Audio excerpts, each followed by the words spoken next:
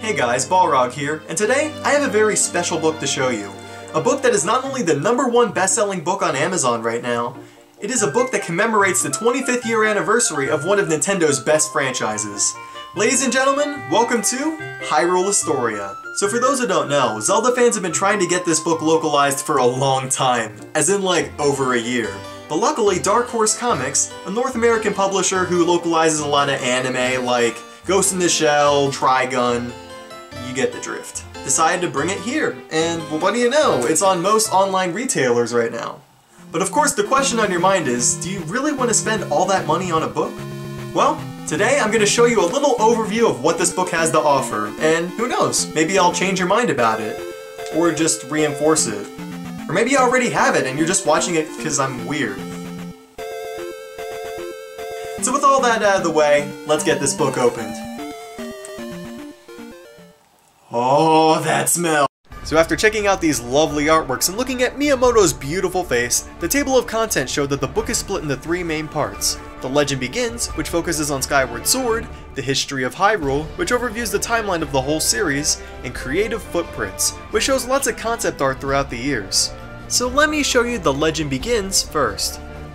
So this part of the book is pretty much just concept art and trivia. It shows everything from locals, the characters, and even lots of unused ideas. Yeah, it sounds boring in concept, but it's actually really interesting to observe the beta designs Nintendo came up with. Fi looks a lot more detailed, Zelda had a lot of hairstyles, and Girahim... what? But at the same time, I kinda wish that they didn't dedicate a third of the book for one game, even though it kinda makes sense since this is the ultimate prequel and the latest game in the series.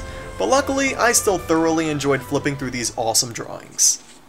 Next up is the History of Hyrule, where the long-debated Zelda timeline is finally revealed. Seriously, this was one of the biggest mysteries in the history of gaming, to the point that people were starting to think that they aren't actually connected. And even now, with it being revealed, people are still saying that it's false. I won't go into specifics or anything, but this one show called Game Theory put a pretty nice stab into it. The link's in the description. Anyway, the book explains each time period very specifically, and through lots of simple explanations, even someone with absolutely no knowledge of the series could understand it. So I definitely enjoyed this part of the book. Even though the CDI games were missing, I sure would have liked to know where those fit in the timeline. And last but not least, we have the Creative Footprint section. Now this part's a lot like the Skyward Sword chapter, except the concept art spans all the games this time. We see Zelda in a 2-piece, naked Tingles, and an interesting form of the Wind Waker Link. There's really not much different stuff to say here, except that it's freaking awesome and worth buying just for this chapter. It was a real feast for the eyes, for better or for worse. But there was one pretty cool addition I found at the end of the book, a prequel manga to Skyward Sword. Now even though it's only 32 pages, it gave a really fresh twist on The Link to the Past. So you find Link here rather darkly chained to a wall, realizing that he's been framed and placed in jail for several years, only to be released when the world is about to be destroyed. Oh, and all of a sudden they want him to save Hylia, despite locking him up for all those years. Must be a pretty nice guy. Must be a pretty nice guy. Anyway, I don't want to spoil anything, but let's just say the ending got to me a little bit. As in it was really freaking sad. But this manga was just icing on the cake to an already great book. Alright, so that's pretty much a sample of what this book has to offer. And for $21 on most online retailers, I wholeheartedly recommend picking this up if you're a Zelda fan or just a Nintendo collector in general. I mean, this used to be like 35 bucks, so even then, this is like a huge discount. So with all that in mind, be sure to like this video if you like what I do, and subscribe if you want to see me do more stuff.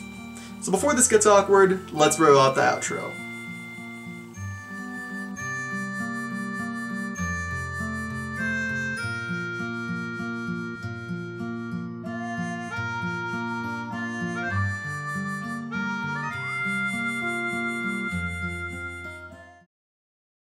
In Japan to commemorate the